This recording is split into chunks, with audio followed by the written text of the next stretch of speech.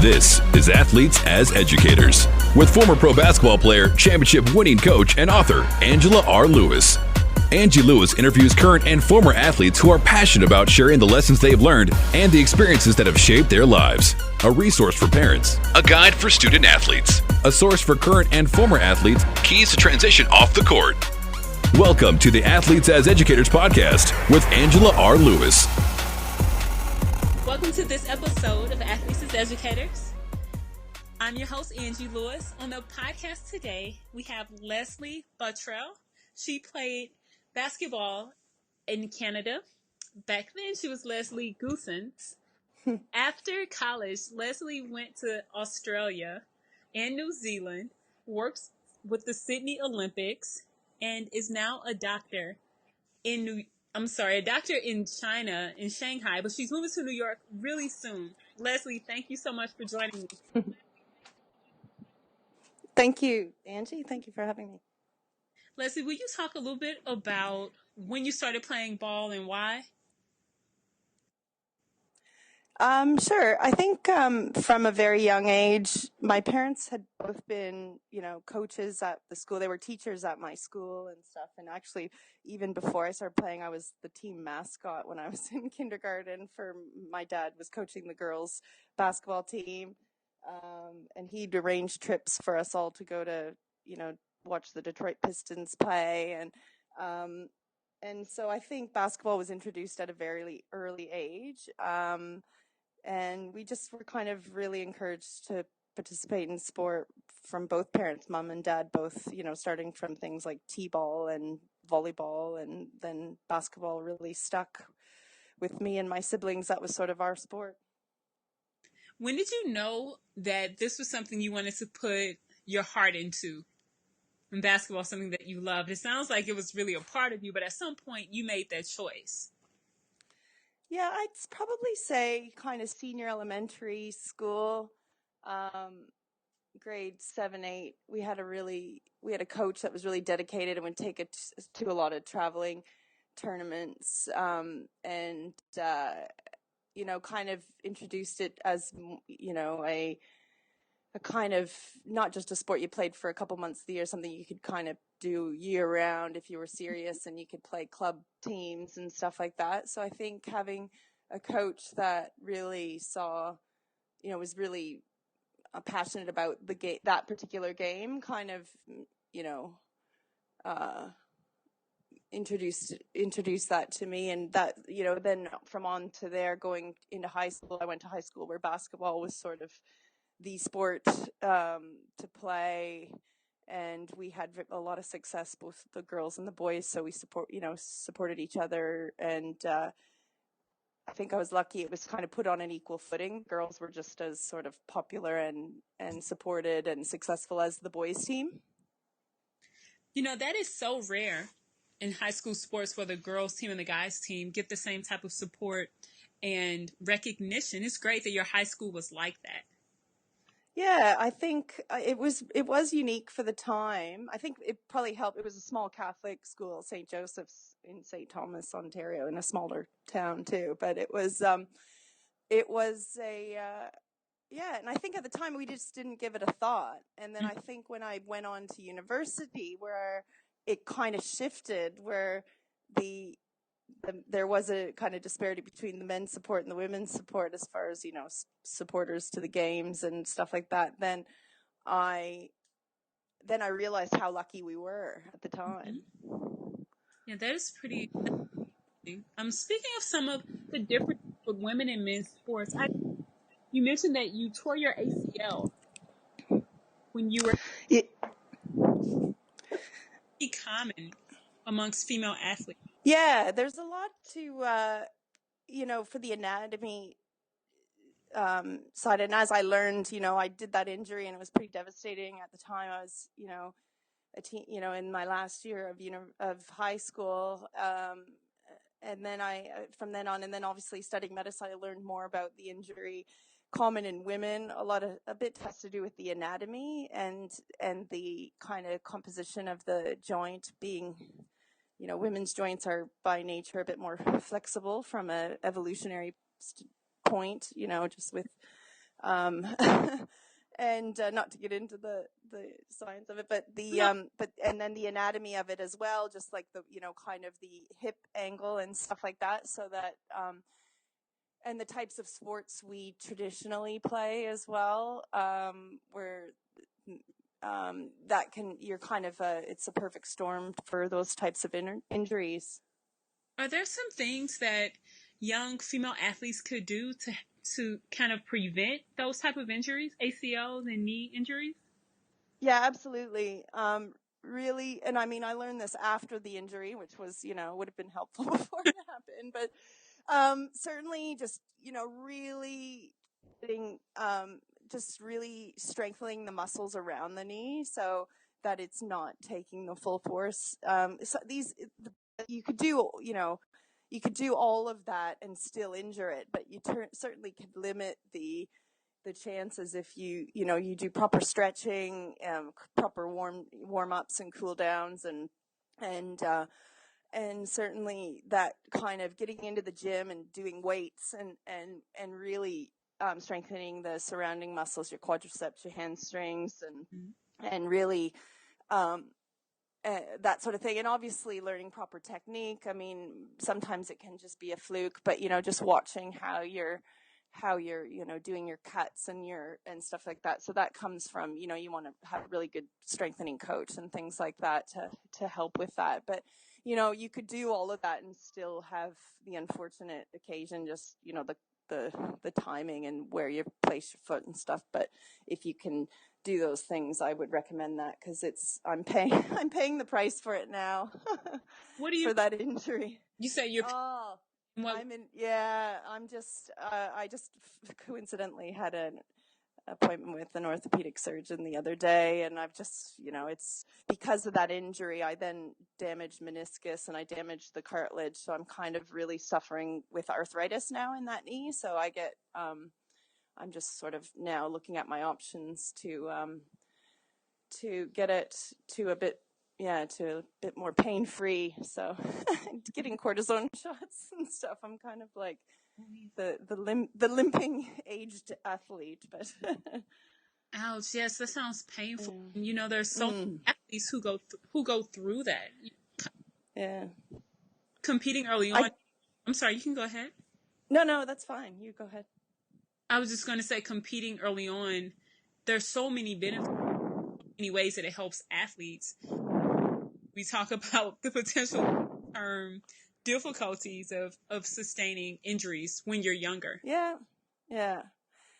And I think for mine, I was unfortunate in that the original surgery I had failed. So they replaced the ligament, and apparently it had failed early on and it wasn't recognized. I was sort of, the people that were treating, the physio or whatever, was sort of saying, oh, it's in your head, just go get back out there, do it. But I really felt it was unstable. Mm-hmm. And so I, unfortunately, by the time I kind of went back and said, no, this really isn't right, it had done a lot of damage. And then, so I had to have it redone, and then I had to have a few surgeries down the track. So I think and certainly that was, 20 years ago. So they've come a long way in how they repair and stuff. So I think, the success rate and that long-term sort of damage doesn't quite, it certainly doesn't have to happen for people. And, I look back on it and I think, in medicine, we weigh up risk and benefit. And the risk, if I knew 20 years ago that I'd be in the situation I am now, I would do it all again. The benefits of participating in sport have far outweighed any kind of physical pain at the moment. So, yeah. So, your love of sport runs deep. I that after college, you went to Australia, you went to New Zealand, and then made your way to Australia for the Olympics. What were you thinking? How did this come about? Yeah, so with my cousin and another friend, the three of us girls, we decided we want to go travel after finishing university, and we decided on those destinations, and basically doing the year abroad kind of backpacking thing. we had some pretty crazy adventures in New Zealand. We bought a 78 Corolla and drove it around the country. And then we knew the timing because it was 2000. We knew when we got over to Sydney that it would be like kind of lining up with the Sydney Olympic Games at the time. And we just sought out, through a recruitment agency, sought out jobs. We thought we want to be a part of it. Having always, watched the Olympics growing up, and it's just such an exciting, event. And so we got really lucky. We got some great jobs for both the Olympics and which was more and the Paralympics, which, at the end of it, I thought was even far more inspiring to be a part of. It was just a really fun, exciting time pulling together with a lot of people working towards pulling off this event, and it was a huge success. Okay, Leslie, we have to go back. You just walked up to them and said, "Hey, I want to work with the Olympics. Tell me what I can do." How did that work? Like, what did you end up doing? Yeah, well, honestly, so there's the organizing committee for the Olympics. Whatever the host city is has one. And they're usually made up of people that have worked at other games. So there's like the kind of games junkies that are event managers, and that's their kind of career, and they follow the games, and they kind of use the same model and tweak it, but it's all usually so they don't reinvent the wheel. They use that model. And so we showed up 3 months before the games were starting. So they just happened to be, we went to this a recruitment agency. We were lucky. The girl that was in charge of assigning the jobs was Canadian, so she kind of pushed us to the front of the line and got us some decent jobs. So a little bit of luck, so with that. But yeah, certainly, I mean, and with the Olympics too, for people, there's always volunteer opportunities, and if you just go and sign up, we had people coming in from different countries, not just from Australia, that were volunteers, although the majority were, but we were lucky we got paying jobs as backpackers. We needed that, but I mean, just there's always opportunities. So if it's always been kind of a dream to get involved with it, it's so worth it just to you just can go online. I mean, back then we were looking in newspapers and Right. And found it. So That's pretty amazing. And we didn't really have any sort of qualification, because we worked in a role called accreditation, so the passes and stuff. So it wasn't sort of requiring any sort of previous experience. Right. They trained you Yeah. on what you needed to know, and you were able to jump right in. Absolutely. Yeah. It was. Yeah. Now, you mentioned that the Paralympics were even more inspiring. What from that really stand out? Yeah, I think the way that the Paralympics were, the athletes were a lot more accessible for us as employees. We were kind of interacting with them, we would, have our lunch in the same canteen and stuff with them, whereas in the Olympics it was sort of the athletes were all separate and stuff. So with them we actually developed, real friendships and helping, getting the venue ready and stuff like that with, them, and actively involved in, and just hearing their stories, how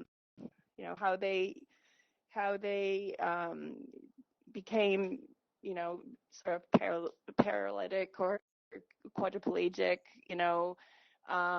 some severe injuries that they sustained. And there was one guy in particular, one of the guys that won the gold medal for Australia, who, had been a miner, and he'd been, this water tub exploded and shot him back and shattered his back. And he was, severely depressed, and the thing that kept him going was his love of I worked at the sailing venue, and he fought through, and he won the gold medal. And it was just such an amazing story. It was just you don't know. I think with these guys, you can kind of feel sad and stuff yourself when you sustain an injury in sport. And then I met these people like, wow, they've really had to overcome that's true adversity, and not only, survived it, they thrived. They became, gold, they became medalists, or even just to participate in the Paralympics. So, It and I think I hadn't been exposed to it as much because I don't, it doesn't get the same television coverage and stuff that the Olympics gets. And I thought that's a real shame, because this is a really opportunity um, for particularly young people to see and to be inspired. definitely, and it helps put things in perspective, life into perspective. Absolutely, absolutely. And I think I learned that even more so now, like when, working in hospital and stuff like that, and I had worked on a spinal unit for a time and stuff, and you just like, you got to just be thankful for what you're given. And then if you are given a really tough hand, you play well, just and you see that it can be done. They set such great examples. So Did you always want to go into medicine? You mentioned working on a spinal unit at one time. When you were in college, did you know that you always wanted to go into medicine and become a doctor, or how did that come out? yeah, well, my undergraduate degree was in human kinetics, like kinesiology, movement science, and it was, about very much about physiology and human movement and injury and things like that. So, I kind of, and then, having had my injury and being involved with, medical doctors and with, particularly with physios, I actually initially thought I wanted to do physiotherapy because I'm a really great physiotherapist in my hometown that helped me a lot. And he'd been through the same injury, so he's really, could empathize.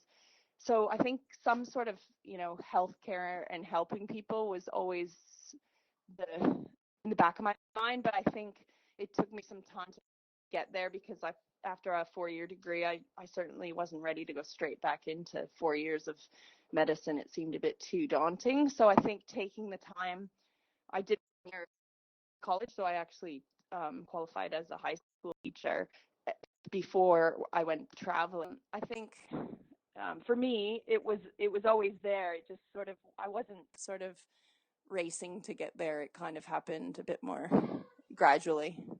Will you say again a little bit about how you selected which field of medicine you decided to go into? Well, that was sort of, I've kind of had a unique experience in that. Um, so I ended up studying, because I'd been to Australia and I'd met my husband there. I decided to apply and study for medicine in Australia. And so there they have a bit of a different setup than the States, in that you graduate from your 4 years and then you do a general internship and residency. So you do a couple of years where you're just sort of rotating through all the specialties and just getting a real feel for what you'd like to do. Some critics say, well, that's just a waste. If you know what you want, you should be able to go just straight to do it. But I think it is good. It makes for, well-rounded doctors. So I had a couple of years of just general going through, and I loved it. I loved a lot of stuff. I did particularly like and sought out residency terms in orthopedics, because I thought that's what I wanted to do. But then afterwards I thought, nah, I probably don't. And then I did a lot of time in emergency, and I was kind of thinking emergency or anesthesiology. And then I was working in emergency, and then we had the opportunity to, well, one, I had my 2 sons, so I had two boys within 18 months, so I did maternity leave and I had some time to reflect. And then my husband got a job opportunity in Shanghai when I was sort of in the middle of that. So then when we landed in Shanghai, I kind of had come here and decided to, well, general medicine or general practice, family medicine was probably more useful and more sort of a viable option here in Shanghai. And then it took a little twist, and I was working more in sports medicine, doing, medical support for sporting events in high schools and some professional events as well. So, and that's sort of what's evolved, and that's kind of what my passion is now. And certainly moving to the US, it's something that's a real thing I can pursue there. So I do like the family medicine side, but I think my, love of sport and and and that kind of being involved with that is a real passion of mine. So Will you? watch this. No, it's pretty amazing. Medicine in different parts of the world. And I didn't say thank you, but thank you so much for being William. You're 13 hours ahead of me right now. So it's already tomorrow where you are, which is I'm coming from the future. you are definitely in the future. Will you talk about some of the differences and similarities between medicine? We're talking Australia to China to the US. I mean, there has to be some differences. Yeah, well, I work for an international clinic in Shanghai. So, and it's actually owned and was started by an American woman. So we very much follow an American model of delivery, which was new to me because I'd always worked in Australia. So in Australia, it's I worked in as a trainee, you work in a public hospital, and like in Canada, it's socialized medicine, so free medicine, free for all. So which has been sort of not taken up in the US, so hopefully soon. But so I think that I've had different experience working in a public system in Australia is very different. You practice in a bit of a different way. In the private system, it's both a sort of the business side of it as well, which as doctors we try to avoid that side of it and just deliver medical care, but you can get some external pressures, which has been interesting. I think in China I've had the unique opportunity to be able to study acupuncture and kind of integrate traditional Chinese medicine, both philosophy and diagnosis, and then also that treatment with that sort of with needles and with cupping and with different modalities there. And I've really liked integrating that because I think there's a real focus on preventative care and looking after your body before it is sick. And I think Western medicine, we are focused on that, and certainly in family medicine, general practice, that is our main focus. But it's kind of a relatively new concept for us, but they've been doing it for thousands of years in China. So I think that's been sort of the three ways that it's very different in the three countries I've practiced. It sounds like you have to be very adaptable and flexible when you're when you're in different countries, and when you have to learn new ways of doing the work, your industry. Will you talk about how you use what you've learned from playing sports in your day-to-day life and in your profession?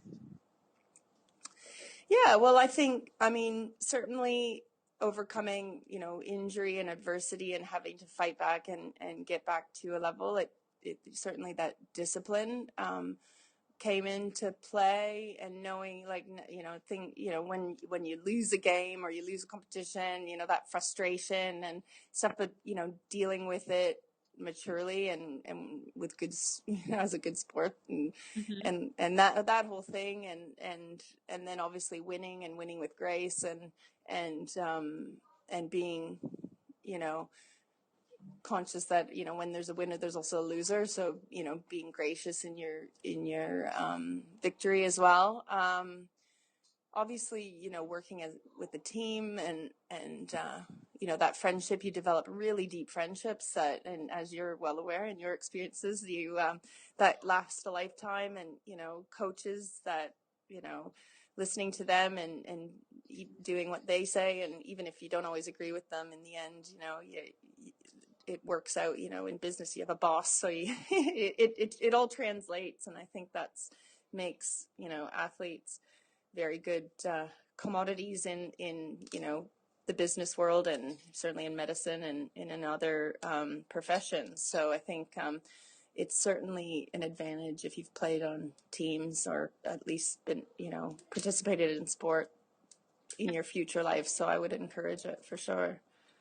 Absolutely. Or when you're playing, we know, especially basketball, there's so much conflict and change, and you have to be quick to read and react. How do you deal with conflict now? Yeah, I think becoming like as you get older, you kind of I think you become less self-focused, Hmm. and you learn to kind of see where the other person's coming from, and even if you don't always agree with them, you can kind of understand their perception and use that to try to get to a place where you both can kind of come to an agreement or a compromise, if that's the case. Or if you really want to stick to what you feel is right, at least you can do so sensitively and understand where the person's coming from. So I think it's more of a maturity thing where you kind of become less ego focused and more on your kind of surrounding world. And I think the more you understand where the other person's coming from, again, if you don't agree, you can resolve conflict. And I think what's happening in the world today, I think Yeah. there's more of that needs to happen. I think, like, particularly things like politicians and stuff, I think it's hard for them not to be very self-focused. And I think if they became less so, they could probably resolve a lot more conflict. Oh, you're absolutely right. Just having that willingness to listen and hear someone Yeah. and minimally try to consider their viewpoint. If we did that Mm. more often, we would have a much different world. You're absolutely right. And it doesn't mean you have to compromise your own values. I mean, you don't have to agree with the person to still be able to see where they're coming from. So I think people are afraid that if they even listen to one word that the other person's saying, then that's going to mean they've compromised themselves. And I think that's a real problem with today. So, It is. yeah. I really believe that oftentimes people only, to your point, only want to hear things that reinforce what they already believe to be true. Mm. And if someone has something to say that doesn't coincide with what I believe to be true, then people don't want to listen, and that's Mm. damaging. Mm. And it just makes us that much smaller. If you don't open yourself up to other ideas, then you're only hurting yourself. You're only limiting your own possibilities. So You're right. One thing you and I were talking about prior to hitting record is that the world is the opportunity for young women. And the world, or for anyone for that matter, but particularly for our purposes in trying to help young female athletes transition, like the world is their opportunity. What's your advice for young women who have just graduated from college? I mean, this is July when we're doing this recording, so there's a lot of women who are still trying to figure it out a month or two after graduation. What's your advice for them? I think be open to opportunities. If you have one area that you definitely want to do, like by all means pursue it. Like it's never too late to pursue something that you really want to do. Like you can, at any age, you can do it. And I think, and then even if you don't have it all figured out what you want to do, just do something and it'll come along. And if you've committed to one thing, it'll open other doors and other opportunities for you. People make, what did they say on average, 3 major career changes in their lifetime. And I believe it's even more, and certainly I've made more. So you don't have to have it all figured out. I remember that, being in high school and trying to decide, what am I going to study, and I had a few options and they were all very different. And at the end of the day, it was like, I was terrified I was going to make the wrong decision. Well, it's not going to be a wrong decision. It's, you get an education. That's great. You get out, you get some work experiences, you get, make yourself available and be, and don't be afraid to pursue what you really want to do. I think for women particularly, we kind of feel like we have to wait until we're fully qualified and wait until we're almost overqualified for a role, whereas men kind of don't. They kind of just sort of give it a shot, like, and I think for women we kind of want to get it all right before we pursue it, and maybe that's not right, but that's how I kind of feel. So I think we miss opportunities to kind of advance and get into the roles we want, because that's a bit of self-doubt there. And I think you just got to go for it and learn along the way in some cases. And they say that fake it until you make it. Some of that comes into play too. Yeah. So I think we need to kind of be a bit more confident in ourselves that we can achieve it, even if we don't have it just yet. If we're not there just yet, we don't have to be overqualified for a job to be able to do it. You're absolutely right. And sometimes you just learn as you go, and that's part of life, is figuring it out along. Yeah. And creating the opportunity, like making yourself available to things, and I think seeking out a mentor and really seeking out people that have the experience in that particular field, and asking for their advice, and you'd be surprised. People, do like to give advice, and they probably like to share what their experiences with you, and just be willing to kind of put your neck out and ask for what you want. So Leslie, this is crazy. You are really in the future, because I was just about to ask that was really eerie. Ask you, who were some of your mentors and how have they helped you along the way? And then you mentioned mentors. So that's great. Yeah. I'm on the mentor kick lately. We've been doing a just last week we do these mentor walks Asia, where we women in different fields meet up in a park or meet up somewhere, and they have mentors, and then mentees follow. Like, you get 3 or 4 women, and you just go for a walk in a park for an hour, and you just share your experiences, and the mentors get as much out of it as the mentees. But so that's why I kind of have that on the brain. But so that's been a really good initiative here that we've been doing. And but for myself, mentors along the way, I mean, obviously you start out, definitely my parents were huge, just providing me with the opportunities to get involved in things like sport and other interests. Certainly coaches, had some really good coaches, particularly university basketball coaches. And then, working in hospitals, some really great attendings, doctors that I've worked with, both in Australia and China, and friends as well, I guess, just supports and watching them, the different fields they've gone into and stuff like that. So, I mean, I think there's potential for anyone to really be a mentor or a supervisor or a supporter and stuff like that. So to name just like 1 or 2 would probably be a disservice to the many that I've certainly benefited from knowing and learning from. You make such a great point, because mentors in our lives at different times in our lives and have different functions for us. And we can learn so much from anyone that enters our life. If there are young women who want to learn more from you, who want to hear about your experiences, how can they reach you? Oh, yeah, they can probably easiest reaching me by email,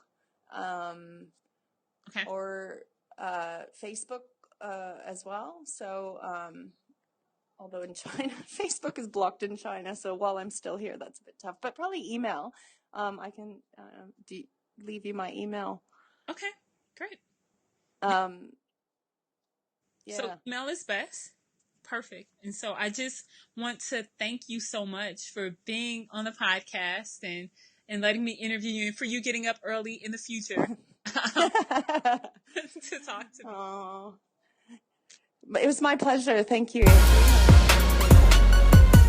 This is Athletes as Educators. Thank you for listening to the Athletes as Educators podcast. Connect with me through the Athletes as Educators Facebook page or at Athletes Educate on Instagram. Be sure to subscribe so that you never miss an episode, And go over to iTunes and leave us a 5-star review. For more resources and information about today's podcast, you can check us out at AngelaRLewis.com.